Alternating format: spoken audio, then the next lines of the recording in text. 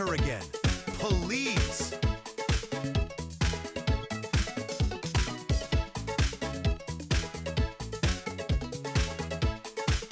And here's Abby. Okay, so here we are on Wednesday night. Why am I here? Yeah, I ask myself the same question a billion times. But there is a good answer. So the reason why I'm here on Wednesday night is we have an action-packed Friday. We have the conclusion, and yeah, I know, it's sad. I'm getting excited over TV. We have the action-packed conclusion or season finale for Criminal Minds Evolution, as it comes up this Friday, like, July 11th. We also have another thing coming up. We have Dexter Resurrection, which basically continues on the same arc as we left off in New Blood, where Dexter was presumed dead. So apparently he's not. And the biggest thing we know now is the show takes place in New York City. Hint, hint. Sounds a lot like you. Anyway, and if you don't know the Netflix series, you need to do some brushing up. But anyway, yeah, it sounds a lot like you in that respect, but we're not even going to go there because you was a sad ending to begin with. Like, there was so many ways that could have ended better, and they opted for, like, the laziest finale that one could ever imagine. And, yeah, it just sucked.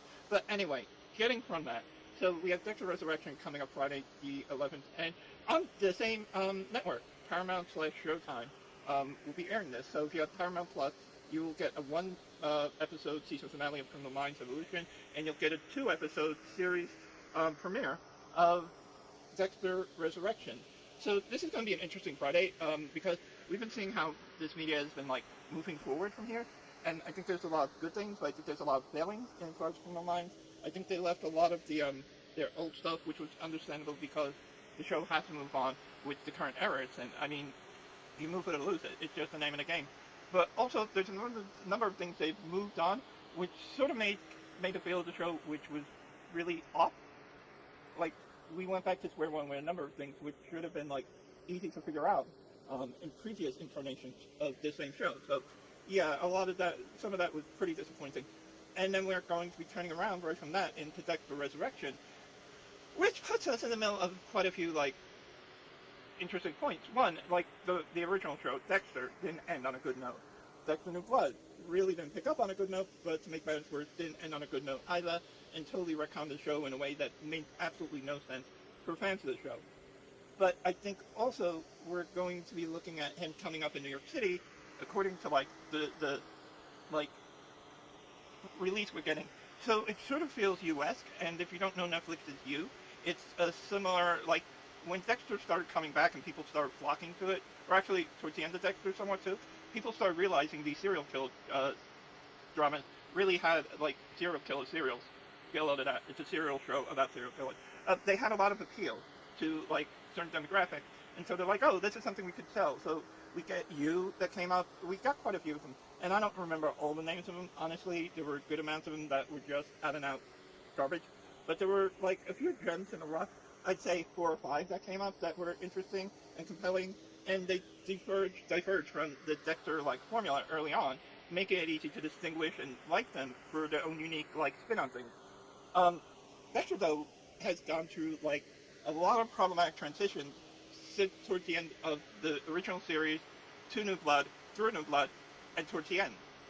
And, like, the telling of young Dexter that we got now, just earlier this year, was one of the saving graces because it really is a true callback to the roots of Dexter, and we get to see a lot more depth and nuance and the, like, complexities of this show, and that really gives a lot of, like, weight and power to the story, and it's pretty damn good. But now we're going into Resurrection from New Blood, and this is going to be a continuation. My only thing is, do they fix what they got wrong in New Blood, or do they leave it and try to go right here, meaning correctly, or do they totally fork this up where, like, Dexter becomes an unrecoverable, like, IP? That's not really going to be anything anymore. It's going to be watered down among all the other TV shows. Time will tell, of course, but it's going to be interesting to see how these 2 episodes play out this Friday, because that's going to be where this all gets into. From what I understand from the releases and the trailers, we're going to be introduced to Dexter waking up in the hospital for real in this case, and finally, like, he's alive. And I guess we'll find out the rest of the circumstances then and there as they open up. but I have a feeling it's gonna. I'm hoping it's gonna be deep. It may not be deep, and it may just be like really messed up, and they may mess this really up. They mess this up really badly, worse than they did before. In which case, we're in trouble as far as Dexter's future. But yeah, hopefully they don't, and hopefully they can recover. Because honestly speaking, like I'll enjoy Dexter if it's like mediocre, right? If it's like mediocre, like because if you go back to the original series, even the low-end mediocre episodes were really good, so you could really get into them. So if they get it to a baseline of that, I'm fine with it. But if they start screwing it up even more severely, I think we're going to start to have problems, and I think we're going to see a lot of the series drop off. So I think this is like a wait-and-see situation. This Friday will give us the like litmus test to see where like Criminal Minds is going to let off, and give us a preview, at least on some level, of what the next season might look like. Also, like, I'm getting tired of the voice storyline. It was sort of fun to begin with, but now, I mean, even they had to realize, like, Quaid is really, in some ways, a cheaper off of, damn, I can't even think of his name, right now, but he was, like, in the original series and really popular, and while he didn't do all this sort of networking thing, he had the, like, precursors to it and easily could have done it.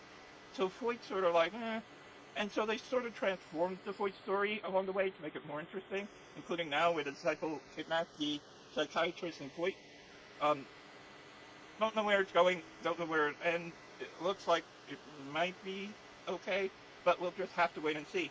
And I think, like, part of this is, like, will they really, like, because I think regardless of which way it goes, they have to, like, end the Foyt storyline now, because it's gotten too prolonged and too, like, tired out. It's one thing for them to have a long arc in the background as they're working through individual cases, but when they do something like this, where the thing becomes a whole narrative, almost a mini-movie into itself, they sort of ruin the serialization of the episodes, in which case we're dealing with new things every single episode. That's the idea of serial TV. And, like, they're not doing it, because they're focusing it all on Foyt. They're giving us many character changes, and a few seconds of something different, but everything goes back to Foyt. And I mean, it's still good TV, but in some ways I'm getting a little bored of it. Foyt's been on long enough. We need to move on from here, is what I'm saying.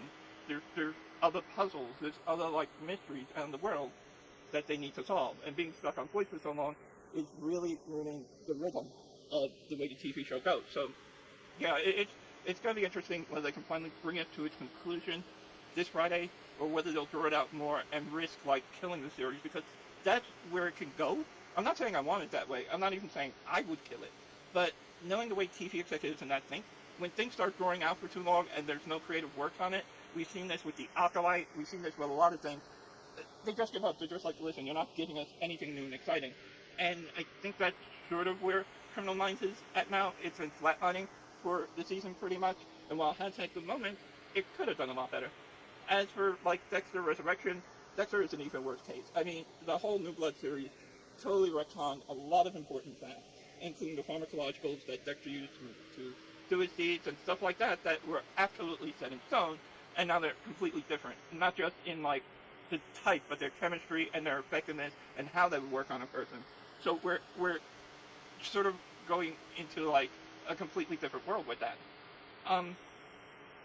So yeah, it's not looking good for Dexter, like, coming in. And I'm not saying this, like, to be, like, ostentatious or whatever, but I forget the name of the show about younger self. I'll think about it a little later.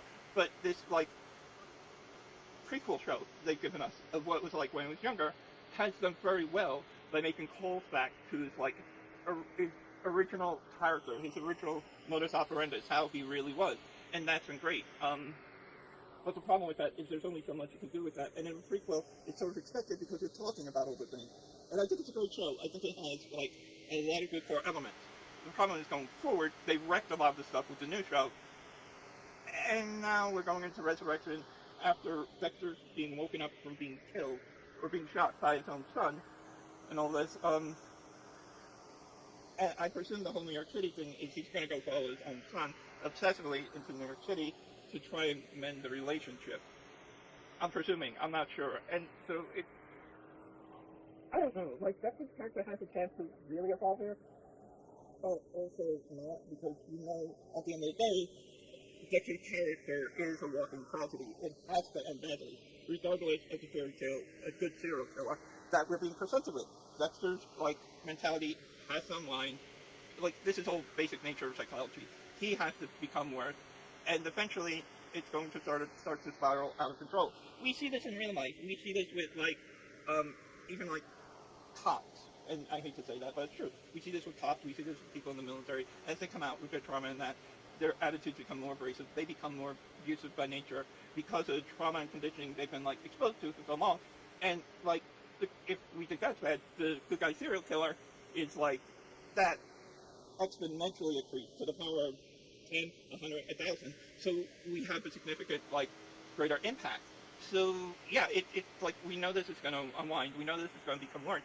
So I think this is like really interesting because like there's been a lot of time between this. Like New Blood was released significantly after like the original series ended, and while it hasn't been that long since New Blood ended, it has been quite some time, at least by like TV and Hollywood standards these days.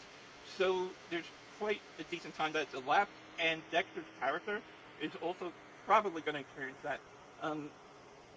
So yeah, it's going to be interesting to see how this plays out, because I'm not sure if it'll play out the way most people expect, but I also hope that in order to avoid not doing something people don't like making a realistic ending, trying to avoid that, I hope they don't bungle the rest of it as badly as they did with New Blood or the season finale of the original series, because then that would just be absolutely painful. And so we're gonna get a chance to see both things like this Friday. We see like Criminal Minds Evolution go off the air for Series 18, and we get the first two episodes of the first series of Dexter Resurrection. And yeah, let's see how it ends up. Like, if it's any good, maybe we'll have like some good entertainment to watch. Otherwise, I don't know. It's anyone's guess. Alright, as always, you're all loved, you're all appreciated, and I will see you on the flip side.